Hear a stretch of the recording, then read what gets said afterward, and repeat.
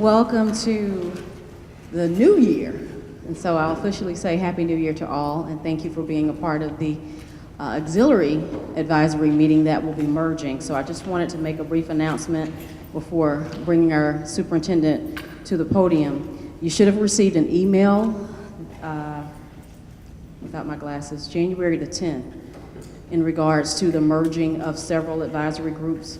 And we just obviously want to be able to strengthen support and allow everyone to share and exchange information in a wider setting and be able to quickly respond to matters that we're working in collaboration with each and every one of you with. So in terms of the auxiliary staff, I just wanted to let you know who you will be merged with, just in case you didn't get the information. You will be a part of the teacher and parent-teacher advisory council, okay? So please note that we will be sending notices out in the future in regards to the meeting schedule. You can always check our website to get the long-term schedule of events and activities. And we just appreciate your support, and we appreciate your feedback. And as you can see from all of the great things that's been happening in the school district, our leader and as well as the executive team and those that support each and every one of us are taking heed to some of these wonderful, wonderful ideas and working in collaboration. And we couldn't do probably an inkling of what we do without your support. So we thank you and we appreciate your time, and we will officially get started. And I'd like to welcome to the podium our Superintendent of Schools, Dr. Morris J. Beasley. Thank you. Thank you, Jada. Good afternoon, everyone. Good afternoon. Happy New Year. It's good to see all of you. I tell you, we're busy meeting to meeting, but I'm glad that you're here and you made time today. I know after having, I guess, your little mini vacation last week, I know you probably have a lot to do at the schools and in your offices, don't you? So we just appreciate you all for being here on today. We really have a very short agenda, but I wanted to, of course, take our first meeting in second semester, the opportunity to share updates, and then of course, get your feedback, see what's working, what's not working. And then of course, if you look at the agenda, we'd like to share a budget update. So we'll try to stick with the agenda that Jada and her team have put together here. And so again, welcome, and just a few updates. What I'll try to do the updates according to the areas of focus, just to help organize my own thinking, my own comments, and then that may help you as you're taking notes and as you would like to share with others that I'm confident that you're sharing with. You know, we had 5 areas of focus, right? The first one being academically challenging classrooms, environments, where we're just really focused on instruction. The thing that I would like to share related to that area of focus is right now in all of our schools, our teachers, they've been trained on the use of our online tool in reading and math. That is a big deal.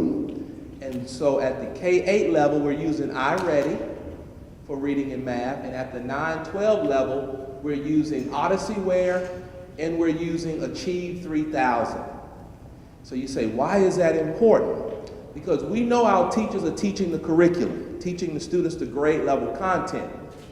But we identified about 27,000 students who are not necessarily proficient based on the Georgia milestone, but they're real close to it. They have some gaps in reading and math. So we believe that the tool that we're now using, that tool, if they're provided consistent use of that tool, it assesses them, it provides instruction, and it adapts. So as they're moving along and they respond, it takes them to the level we need them to be on. And so we know teachers are teaching, they'll have access to this online resource, and so we believe we're going to see fundamentally larger numbers and larger percents of our students performing at the higher end, at the proficient level. So that's the update that I would provide.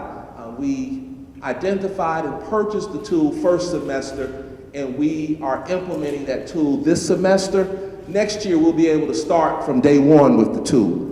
And so we'll get as much bang out of it as we can this year, this semester, but we know next year will be a lot better because we would have gone through training, we'll be able to start on day one, and so we'll just be in a better place next year. But I'm confident that we'll see some significant increases in our data for the students that have been identified to participate on that tool. All the schools know who those students are, they're assessing those students, and they're scheduling time beyond their core instruction for students to participate on those platforms.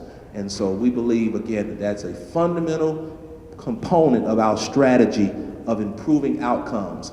We're going to take Clayton away from this conversation in the state with all of these lower level outcomes, if you will, and we're going to name ourselves and identify ourselves with those districts that are performing, where most of their students are reading and doing math at the proficient or higher levels.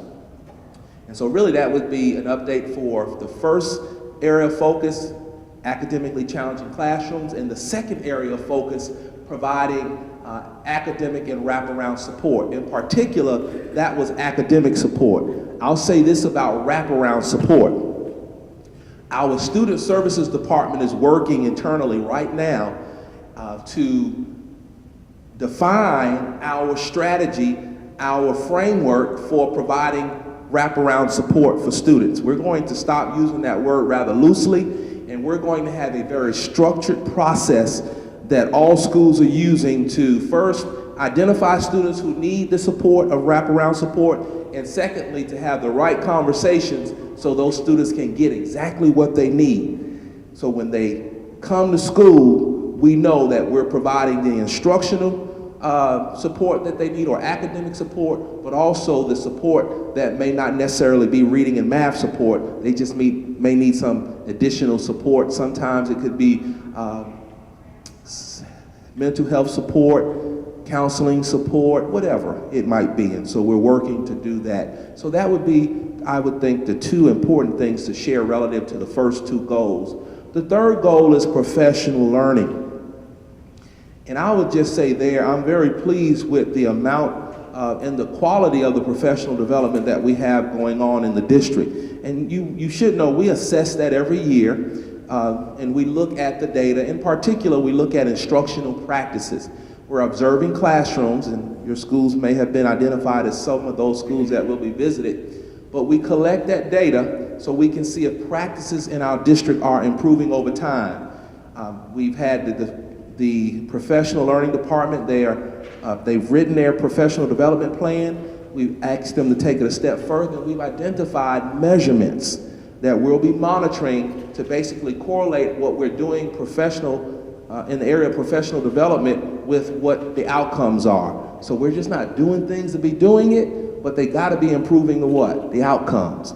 And so that's the work that's occurring there. You should know, as a reminder, that the Advanced Ed 5-year accreditation renewal process is still is occurring right now.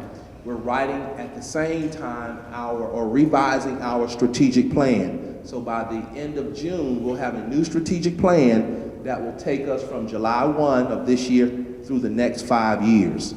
And so we've been keeping everyone informed about that strategic plan. Currently, the board has approved the mission, the vision, the beliefs, and the teams of staff are currently working on the goals. They've approved 5 goals, and the teams are working to take those 5 goals to determine performance objectives and initiatives. And I will say my conversation with the teams sounded something like this. We're not trying to create a bunch of initiatives. We're going to acknowledge the good work we're doing in our new plan, and we're going to do a few things, and we're going to do those few things very well. I just don't believe you got to do 1,000 things to just say you're doing 1,000 things, but nothing's really working. And so we're going to do a few things, and I think all of us are engaged in that work right now, and we're going to continue to do those things and get better and better at those things, whether it be teaching, whether it be communicating, engaging our community, or ensuring that we have good public relations, community relations, governmental relations, whatever those things might be that we're currently working on. We want to acknowledge that in our plan, under the various goals, and we want to just continue to get better at those things. Not trying to do, again, 1,000 things and nothing well. The goal being to improve our outcomes. And so we're going to have very specific performance measures that we're looking at. Of course, our test scores are important. We got to continue to improve those. But I've got to start having some conversations with us even about what the test scores are really saying, the NAEP scores, the National Association of Educational Progress, what those scores really mean, based on some research that I've been reading, that those tests are not defining proficiency appropriately. And really, as I read the research and I started reflecting, I thought, well, it seems to me we've got to make sure people are informed what the data is really saying. And so I shared with some colleagues, we're going to write the narrative for our school system here in Clayton. People need to know what good work we're doing. And to that end, just a reminder, you've seen the press releases, the Beat the Odds data. That means, you say, what is Beat the Odds? That's where they predict what our CCRPI score should be, and they compare it to what they actually are. And if we are higher than what they were predicted to be, we consider that beat the odds. 70% of our schools beat the odds. We were the highest percent in the metro area after Cobb, and they had 81%. That's pretty good, isn't it? That means we were higher than everybody else. And when I say everybody else, I mean everybody else. Everybody else. And I told Cobb, watch out, because we are coming to get you. Coming to get you. So, and that basically means that we had, I don't remember that number, but most of our schools improved in their CCRPI scores. I want to say it was 57. Do you remember that press release, Jada? It may have been. It was 50 something out of 62, but most of them improved. And so we know that with the work, that was beat the odds, 42 out of 60, but I was thinking about that press release where we said how many schools actually improved their CCRPI scores, because all of that data is used to determine the percent of schools that beat the odds. If you could find that, I just want to remind everyone, the majority of our schools even improved in their CCRPI scores. In our district, if you remember in the press release, we had a 4-point increase in our CCRPI score in 1 year, the most we've ever had from 1 year to the next, which means at the rate we're going, if we continue to do that, we will not only close the gap with the state, we'll exceed the state in a very short period of time. So I know we're doing the right work, and the work we're doing with the online tool and reading and math, the teachers are doing, I know that's going to even help us accelerate our outcomes and sustain the outcomes.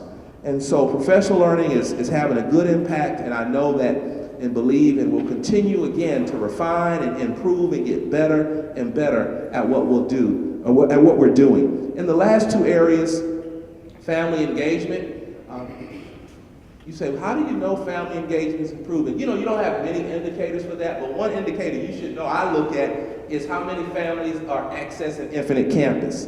Because to me, why are you engaged? To keep up with the academic progress of your what? Student. And so I look at that data, and so we're seeing an incline, a continuous increase in the number of parents and students that are logging on to Infinite Campus, checking those grades. And that's important, isn't it? That's important because to me that speaks to what's the purpose of being here. What's their purpose? What's our focus as a community, as a school system, as a system of families?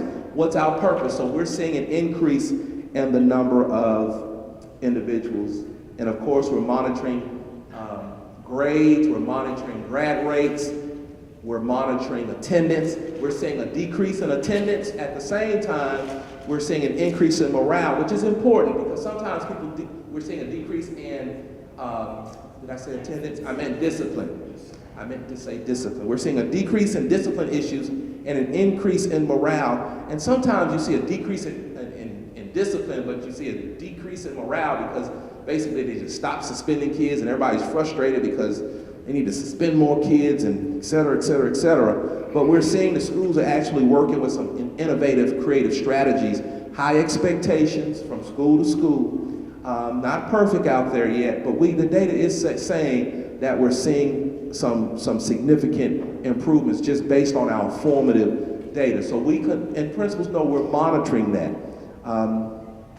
I'll say that The grad rate is right now at 69.6. We only saw a 0.4 of an increase from one year to the next, but we're close to 70%, and I anticipate with our strategy this year, we will go well over 70%. Right now, instead of kids trying to make up all their credits at one school or in a school who has scheduling one way, which makes it sometimes impossible for them to earn the credits that they need to graduate in May, we've got almost 800 kids at the Perry Center in online classes getting the courses that they need so they can earn the credits that they need in order to graduate on time. First time we've ever done that. And so the principals have been working with the executive director, Dr. Young, at the Perry Academy. And I'm pleased that our parents, they want their children to graduate. The principals had some meetings with the parents for the students that needed the credits in order to graduate, and those parents came out. So when it comes to parent engagement, you can't tell me that our parents are not engaged. They are listening, they're responding, and they're making, I think, critical decisions to position their children to graduate from high school and to be ready for post-secondary options. And so I anticipate when the 2018 graduating classes data is all collected, that we'll be in a much better place than 69.6% next year. My goal, you know, Riverdale, I have to always commend Riverdale. Their grad rate is 80%, Riverdale High School. One of the highest in this, the third highest in the district. And I say that because sometimes, you know, we get a bad rap, and some schools get a bad rap, and they graduating 80% of their kids. And those kids are taking full advantage of post-secondary options. And our goal is to get everybody at least to 80 and higher, and to close the gap, because the state is at 80.5, I believe it is. Close the gap with the state, and y'all know, exceed the state. And I know we can do that. I have no doubt that we can and we will do that. And the last area is governmental relations, communications, public relations, etc. All I would say is, hopefully you're getting all your information in a timely manner. Even when I have to close schools, we're trying to make sure trying to make sure you get that in a timely manner. We're trying to make sure we get positive information out about our schools. I often say, if you're going to talk about children, talk about children. Don't define the community by one or two children who do the wrong thing. And sometimes they're doing the wrong thing because they just don't know any better. But define the community by the 99.999% of our children who are doing the right thing. And that's what we're trying to do, get the word out about what our children are doing. And so you should see, if you're connected, hopefully, how many of you get my Twitter? You see my Twitter? You gotta follow me. I only have 482 followers. And guess what? I went from 3-something to 482 when that video came out recently. So I need you all to push, encourage people to connect to my Twitter. I think we're up to almost 3,300 people following us on Facebook, aren't we? That's a pretty good thing, so we're doing that. And you know what, Jada, we need to check our website traffic to see how many people are actually going to our website and logging on so we can see. That's good, and so hopefully you're seeing current information on the website. You're seeing great information about our schools on the social media. You're getting the emails directly to your inbox for information that you need. And we're working. If there are areas that you feel like you're not getting, you just let us know, and we're working to ensure that we close those gaps. Today, if you'll notice on the agenda, we put fiscal year 19 budget update. How many of you participated in the survey that we sent to everybody for the budget? Very good. I'm the teacher checking the classroom. But that's good, because you gave us good feedback that we'll use. This is the guy right here, and the guys, Mr. Thompson, you all know our CFO, Mr. Kenneth Thompson. Raise your hand, Mr. Thompson. And then Mr. David Smith, who's the Keep Beasley in Check guy. That's the Keep Beasley in Check guy, and that survey information was important, because you know sometimes when you serve as decision makers, you make decisions that impact people's lives, don't you? And it's always important to me that when I make decisions that impact people's lives, that I collect their feedback, so as I'm making a decision, I always have their view. And so while it doesn't mean that I can do everything that the survey data is telling me, but it does acknowledge that I do want to hear what you got to say, And I will use that information to inform my decisions. And so like right now, before I get into the budget, you have a survey out there on what? Anybody knows? The makeup days. Now you gotta talk about That gotta talk about it. But you should see, somebody said, oh, so many options. I said, well, join the party. There are so many ways to make up days. I wanted to hear from who? You all. Now, I'll tell you personally, I don't like the Saturday idea, but I had to put it on the what? Table. Hopefully y'all won't like it either. Because you know, I can tell you right now, the superintendent's gonna scratch that one first. But I had to give you a chance to share that with me, right? The one I like, I'll just be biased, the one I like is extending the day for an hour or so. We thought about that 30 minutes, but you know what? 30 minutes has been a problem for some other districts who did that. And so that's why we said if we're gonna do it, we gotta stick with an hour. That's the only reason. We were, initially, the team will tell you, we had 30 minutes that we were gonna lose, and then we said, okay, you all, let's look at our options and really talk about it. And everybody started saying, well, you know, we researched this here, they tried to do 30 minutes and it was a fiasco. And then another district had a fiasco. I said, so well, let's learn from their mistakes. If we're gonna do it, let's do an hour. Because we can say that we can do something in an hour. And so, all I would say, you all encourage people to take the survey. Yes, ultimately I have to make the decision. But when I tell you all I value you all's feedback, I do value your feedback. And just like I have an opinion, and I have tons of opinions, but you have what? An opinion. Ultimately, I as a superintendent have to work with the board to make a recommendation, right?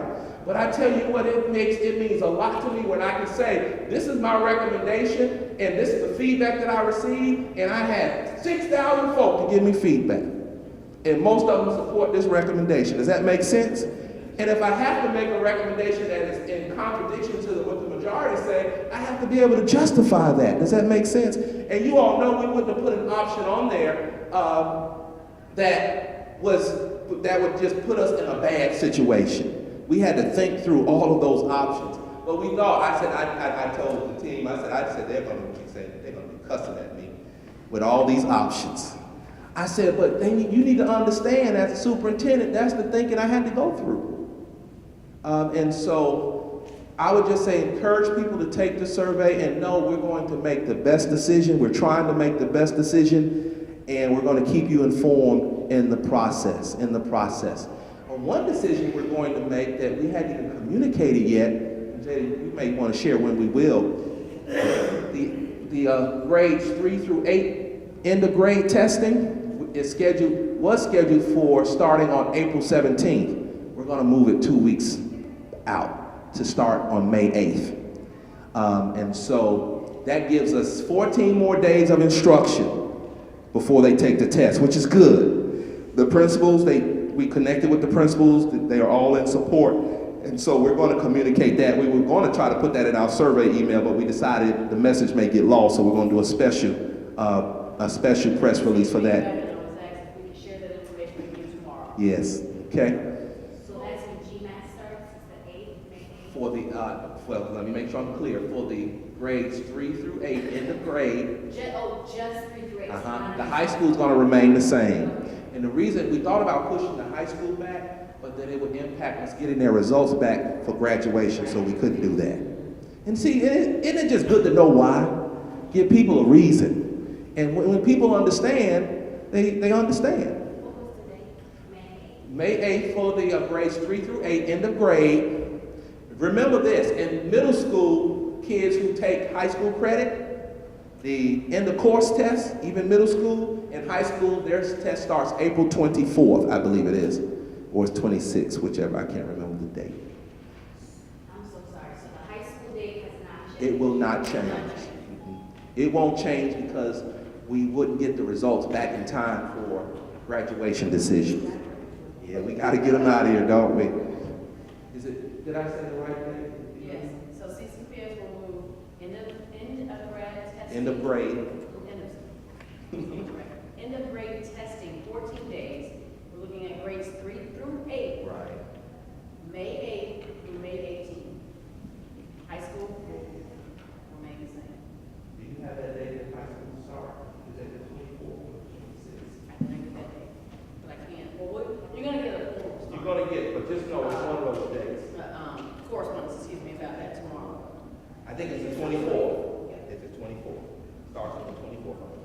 So, let's see. 23rd, thank you. That's a Monday. We normally don't start testing on a Monday. That's not right. They start on the 23rd? I normally don't do it on a Monday, but maybe so. Okay, but you get the point, right? You get the message. And Jada, you'll make sure we get the right date for that. Okay, so those are the updates that I have. And so let's talk about the budget. The budget. We've got our CFO here, and I'm going to, I'll get us started, and then he's here to help proactively questions. But I'll just give you an idea as to some of the things we've got to do. One thing we've got to do, first the board has identified priorities for the budget. One of those priorities is we're going to have a balanced budget this year. What is a balanced budget? That means that we're not going to spend more than what we earn. Does that make sense? So we're going to ensure that our revenues and our expenses are equal.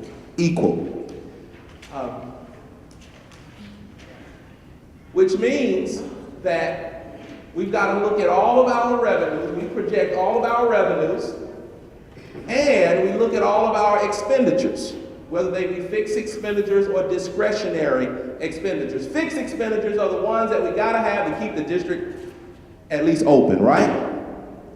Discretionary are the ones that we have maybe some latitude over. Some latitude. And so part of our work is to look at all of the expenditures to figure out basically what do we got to have and what do we want, and to decide if what we want fits within what we have revenue-wise, and if it doesn't, we got to make a decision that we're going to have to do without it. And my conversation with everyone is this: if you've been doing something for 20 years and it hadn't improved outcomes, more than likely, just more than likely, you probably don't need to be doing that.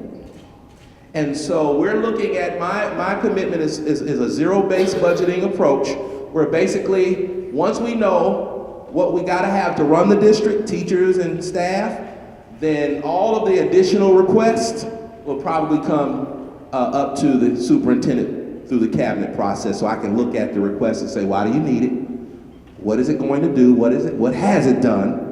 And then if we decide that we need the expenditure, the question may have to be, what are we going to do if we're going to create this expenditure, then what are we going to take away?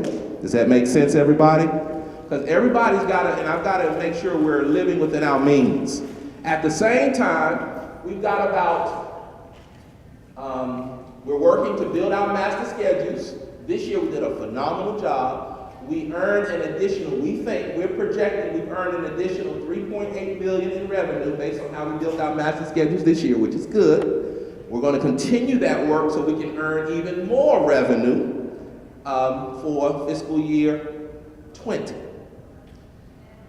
So we're trying to increase our revenue while at the same time reducing expenditures or keeping them at bay, right?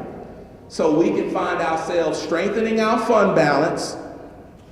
And we want to ensure that if we use our fund balance, we're not using it for recurring expenditures. We're only using our fund balance for like a one-time expense. Does that make sense? There you go. There you go. I didn't want to say it, but you read me well. You've been coming to the meetings long enough to know. One-time expense. And so that's why I ask for everyone's patience. So we've got several things going on. I'm working with schools to work on their master schedules, to build those master schedules and stay within their FTE earnings. And so that's going to be about a 3-year process where everybody within 3 years, you will only have in your master schedule what you earn. So that gets everybody used to basically spending what you only earn. You just can't say I'm spending $1,000 more and somebody else is giving you that $1,000. You got to spend what you earn. And so we're looking at all of the potential expenditures for next year, including the step increases, the cost of living adjustments, all of those things, and so more to come as we get things finalized, okay?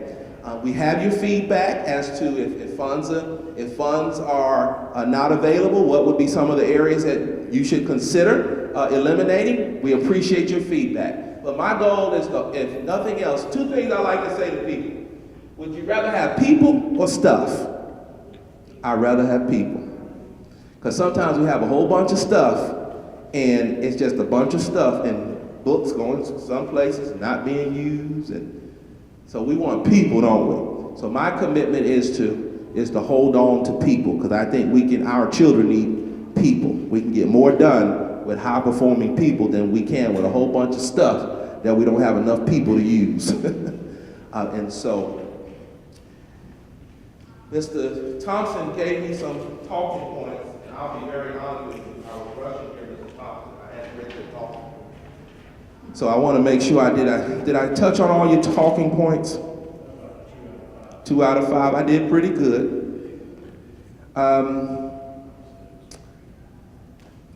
Point number 2, which is good. Part of our challenge as we look at the budget is the rising cost of benefits. And so, as you all know, our health insurance and all of those benefits, they cost. And the cost that we pay for every employee is, to me, astronomical. And so we've got to manage that as well, because as you know, the benefits continue to what? Increase. Even the contribution to the teacher retirement system. And so we've got this escalating cost relative to benefits, and our revenue is not necessarily increasing at the same rate. Does that make sense? And so we've got to manage that. And one of our legislative priorities is to advocate, while the legislature is in session, advocate through our elected officials some remedies or solutions to help school districts deal with these rising costs of benefits, because it is unsustainable right now. If they can continue to increase at the rate that they're going, how long can we continue at that rate? It's going to eat up the whole budget. And so we're managing that situation as well. Just several considerations as we manage the budget. I won't say much about austerity reductions, but that's just a part of our reality, where they take money from us to give to other places, or they take money from us to basically ensure that children around the state are getting a good education. Or they take money from us because they didn't collect as much revenue as they thought they would collect.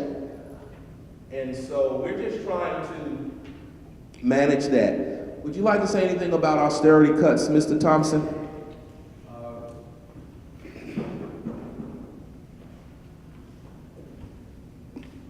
Just very briefly, good afternoon, everyone.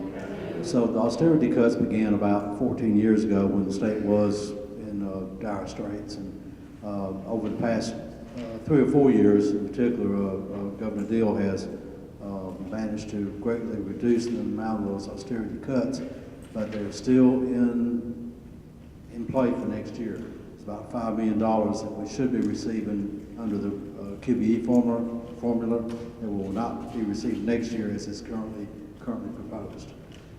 And if you look at the legislative priorities, I believe we may have included in those the total amount of austerity cuts over the period in which we've had to deal with those austerity cuts.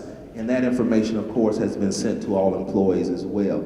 You should have in your possession this document that our finance department created that highlights our 5-year history. And I've asked them to identify some critical expenditures that I thought you would be interested in, so you could see over the years how they may have increased or decreased. Does that make sense? And so you can see our total general fund expenditures. You see, and then the percent of the budget for benefits. You all see that rising percent of the budget for benefits in that first set of digits or numbers? Went from 22.6% in 2013 to 26.67% in 2018. Notice the TRS, Teacher Retirement System Employer Contribution Rate. It went from 11.41% in 2013 to 20.9% in 2019. Is that sustainable? But all of this impacts what we can and cannot do. Does that make sense? So I wanted you to see this for your own benefit. And they've also put on there how much we pay, our contribution for employees, the health insurance. You all see our contribution there? 11. That's why when you have that health insurance, you better use it. I tell my children all the time, use it. It's not free. Some people say it costs free. It does not cost free. This is a real expense. So use it when you have it. You can see the employer contribution for certified and classified, and then look at the maintenance and operation expenditures and the percent. As you can see, that's gone down a little bit. Textbook expenditures, not very minimal, and then austerity cuts. You can see the total amounts over there on the right-hand side. And then you can see the percentage of state and local revenue from 2013, fiscal year 2013 to fiscal year 2018. And so I just wanted you to see that. Notice the increase in state revenue and the decrease in local revenue, which means we're becoming more dependent upon state revenue, aren't we? Which is not good. And you say, what's causing the decrease in local revenue? I'll just throw this out there. One thing that's causing the decrease in local revenue is the aging of our population. As people reach 65, they don't have to pay property taxes. And in Clayton, we've got a large group of our citizens who are reaching what? And so I anticipate, and I've got a plan for this, I anticipate that we're going to see that percent coming from the local revenue, that percent is going to decrease if we don't find a way to move more young people into our school system to buy property. Does that make sense? People don't even think about that, but it's the case. A lot of our funding comes from property taxes, right? 28%. So imagine if, even if just 10% of our property values, property owners are not paying taxes, or that changes from year to year. We'll see that decrease in our local revenue. Does that make sense, everybody? And so my conversation with the commissioners and the chairman Turner and others is, we need to build some nice houses, and we need to draw families into our community. And I'm going to do my part working with the school system to ensure that they have a great school system to come to. But when they come, they want nice restaurants, don't they? And they don't want a community ridden with crime, do they? And they want beautiful neighborhoods and nice parks, right? So it all matters. So our goal is to have a draft of the budget to the board by April. So I'll pause here and see if you have any questions. What do you feel? Any questions? Raise your hand and I'll come to you. I know. You said it. I'm going to be good. Please.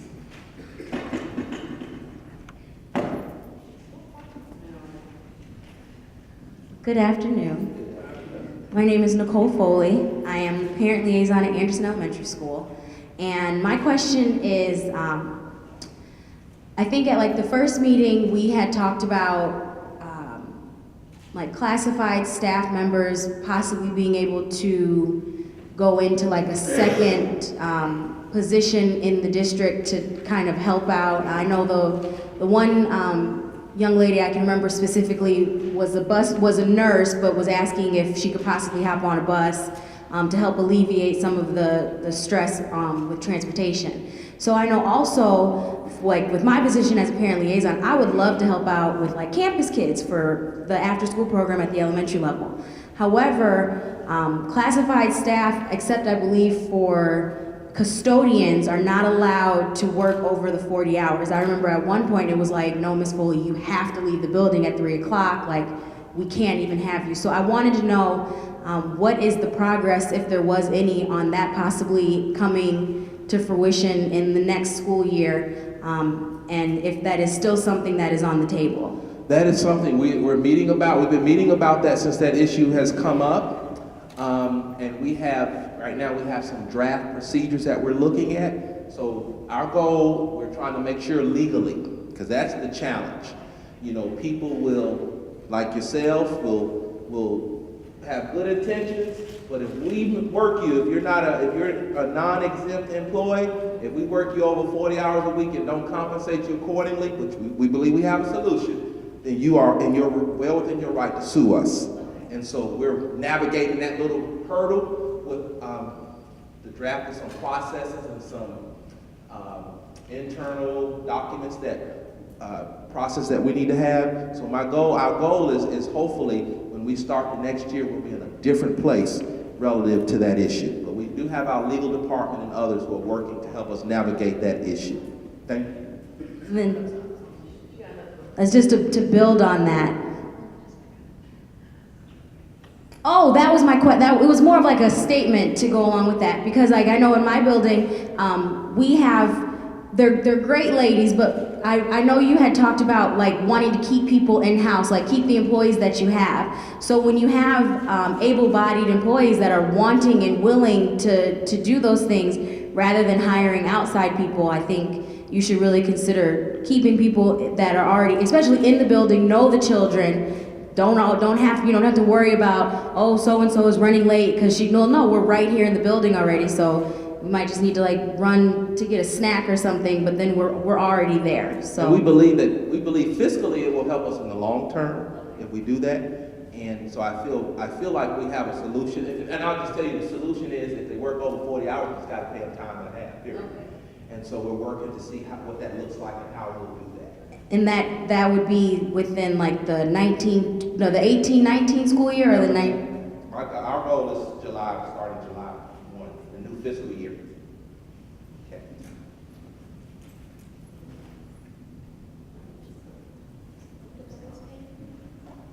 Good afternoon. My name is Michelle Santana. I'm a school social worker at Jonesboro High School.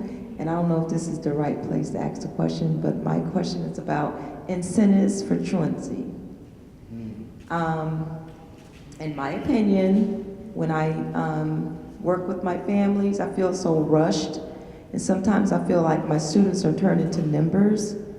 And so with us having like over 1,400 students, and I'm the only one, well, not the only one, but I'm primarily responsible, even though it's a student attendance committee, but I'm primarily responsible for truancy. And when I go out and I speak with my families, there's a whole lot of things that are going on with families nowadays. Everything from things like car accidents, families losing jobs, you all know, I won't go into all that. So just my question is incentives within the budget, or maybe grant writing. And of course, the social workers, we're being very creative. If we can get some more support around incentives for truancy. So I just want to be clear, when you say incentives, are you saying for the students? Yes, yes. Because sometimes I'll spend my own money on certain things. And so I was just thinking maybe we just get a little more support. Do you have ideas as to say incentives? I do. You want to share or you want to send me an email or something? I can send you an email because I have a list of things that I've done in the past. And like I said, with me being one person and I'm running around and I have to try to, they have to deal with the court. And personally, it's just been a challenge for me to try to just take kids to court, because I feel like I could do more in my social work practice and with the community supports and resources. Well, won't you send those ideas to us and then we'll see exactly what that means. And we're trying to expand we're working to expand partnerships, so that could be an opportunity for them to assist us in. Okay, good, very good. Any other questions? I should announce, write this down too. I met with the A+ Foundation. You all ever heard of the A+ Foundation here in Clayton? It's a foundation to support teachers. They provide teacher grants, and it hadn't been active for a few years. That's what I was going to ask you, because I worked with a grant years ago, Yeah. and I hadn't heard about it anymore. Yeah, they hadn't been active, but I met with them today, so we will be getting active. And it's one of the foundations that in our employee contribution process you can contribute to. And we're going to do teacher grants this fall. If you have like an instructional project, they have an instructional project. But I also asked them if they would consider funding some grants for non-teachers that may want to do some creative, innovative things as well. And so more to come when you see that. That'll land in your mailboxes. Probably after March or so. once, because I gotta meet with, we gotta get some new directors in place, and I'm going to work with our communications department to formulate some communications that will go out to all. But I want you all to spread the word. Once you see that, encourage people to apply for those grants. I think every school system should have such a foundation to support teachers and others doing creative projects in the school system. I told them I'd like them to even do 1 or 2 student grants, because there's some students who would do some innovative projects to lift up. We can, identify the parameters and what we want them to focus in on, but you'd be amazed at what students can do. So we're going to do that. So expect to hear more about the A+ Foundation.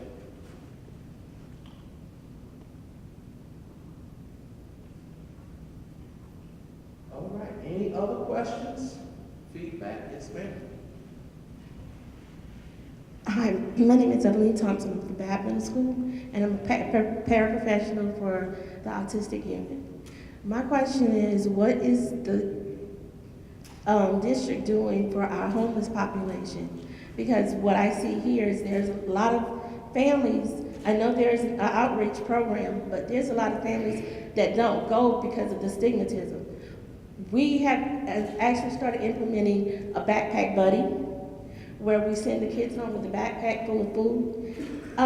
Would the county be interested in doing something with that with all schools? Well, I don't know, because we're doing a lot, and every school is different, and so I get a lot of requests for countywide initiatives, and y'all know I can't do everything countywide, and can be a bit much. But what I'll say to you is this: we have one of the more active homeless departments that I've ever seen in any school system. And so what I want you to do is reach out to Sonia Davis, who's over our homeless department, and have a conversation so you can hear directly from her. And she has numerous district-wide events and activities that we've been doing, the Orange Duffel Bag being one of them, and some other things that are going on in our district. And all of us participated in the fundraising drive that we did, where we adopted families and we gave bikes, and all of us went out and purchased clothing and toys, and so reach out to. There are 2 Sonia Davises in the system, so you got to get the right one, okay? I want to say Sonya is Sonya, not the IA, right? Thank you for helping me out. Okay, and share your idea with her, because she may be doing something like that already. I just am not in a position to maybe articulate that. But she's very open to ideas, and honestly, I think we need to provide additional support to her and her department, because they have so much, there's such a great need out there relative to homelessness. And so we're working to see what we can do to support that work as well. It's great when you have ideas for them, but a lot of times they also need support with how to implement some of these things, because a lot of times she needs help getting additional funding in order to do some of these projects to help take care of kids. Like when we did the holiday sponsorship, this year was the first year I've seen them do it. They also gave out 2 weeks worth of food to the families, so that the 2 weeks we were closed, they would have something to eat or something to snack on. But they had to have somebody that could donate those items, and not something that they have necessarily the funding for. So whenever we come up with stuff, we can also come up with an idea on how to help them to implement it, would be really good for them. Right, like I said, I know that they have something, but most of the time it's, like you said, during the holidays. But they're hungry.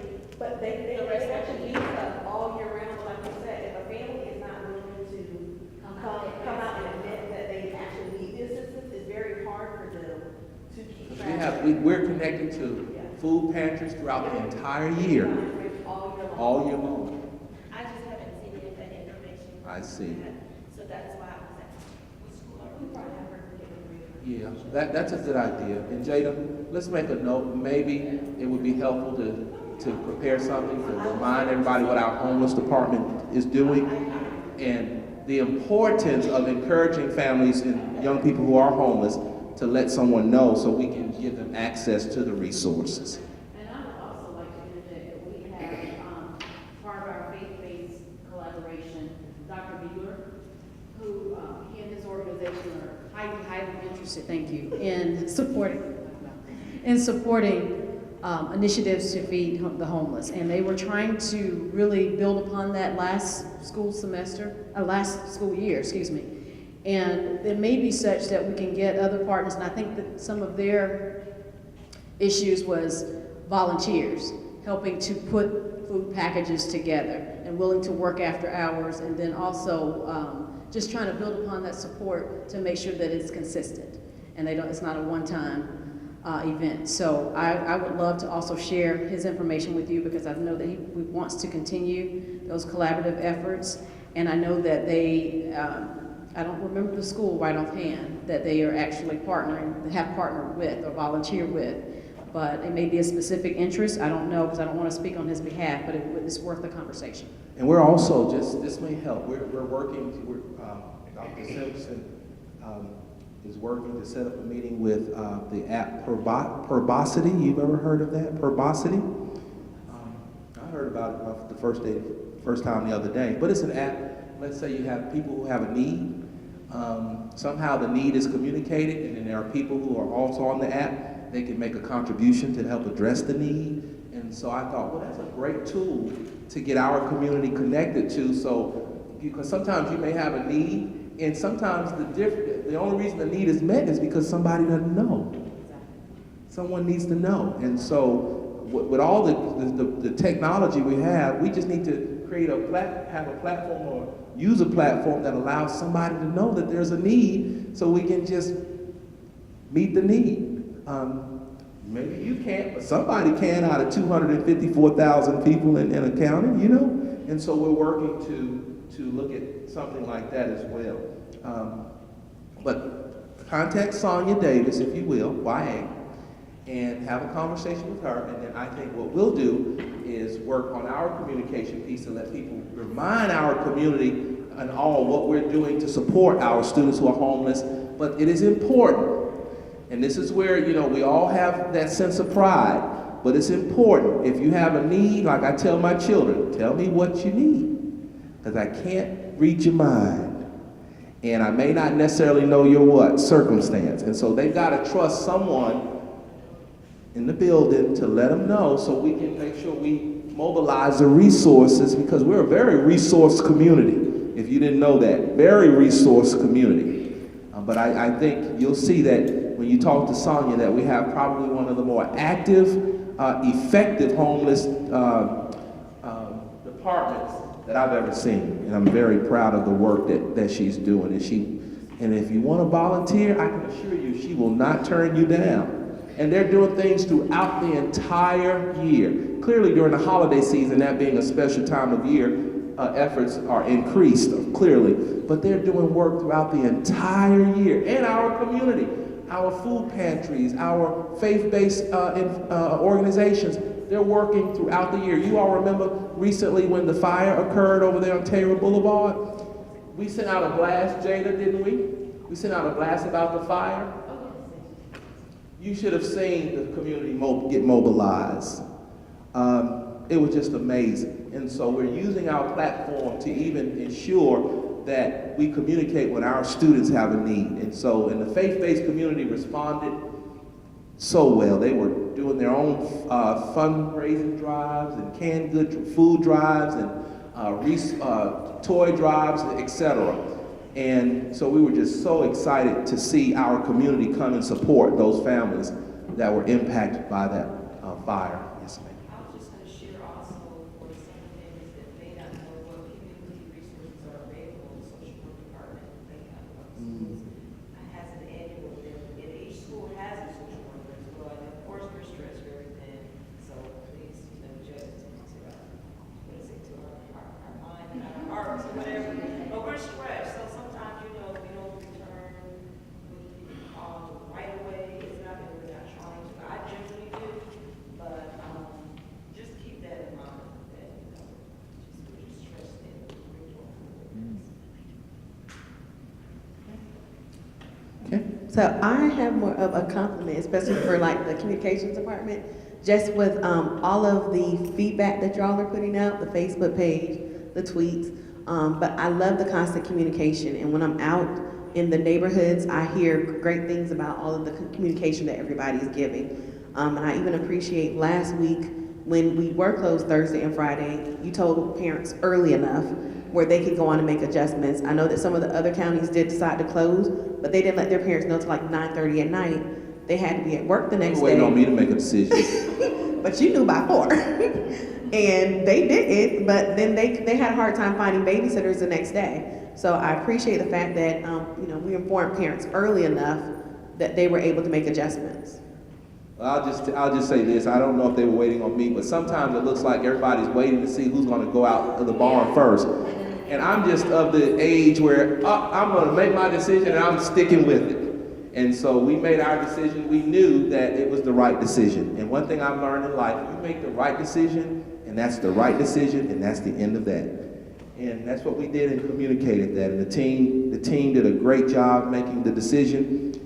And it's there are many variables that we take into consideration when we have to make those decisions. One being our employees, our students, and the impact of what's happening in the metro area. Because a lot of our employees come from other counties. And then our employees have children as well.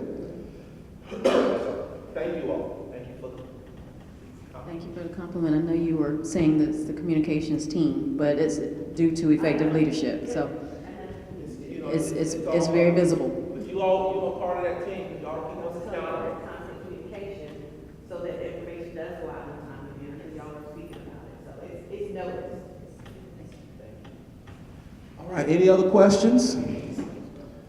Okay, well, as a reminder, this semester when we meet again, we'll be meeting collectively with other groups, and that's just for the rest of this semester. My goal is, as we want to inform, but we're also winding down because we want to get in a mode where we kind of bringing the year to an end, right? And then my goal was to, I believe, Jada, correct me if I'm wrong, we're finishing all of these advisories in March. So, because of course in April we have assessments, and in May assessments, and we're closing the school year. And so our goal is to complete these advisories for this year in March, and then of course we'll come back in the fall ready to reboot, re-kick, and to work even more.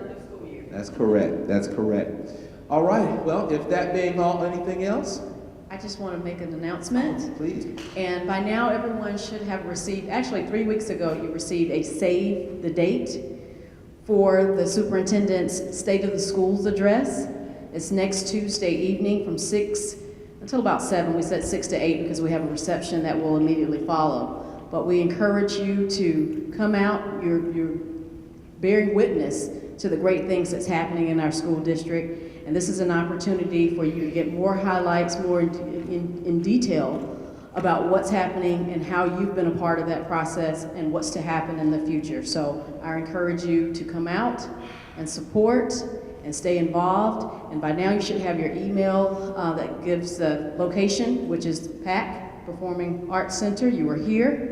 Next room, Stroud Hall, Tuesday, January the 30th, from 6 to 8 p.m. We would love to see you there. Thanks. I encourage you to come out. I think it will be a great opportunity to inform our community and to lift our community.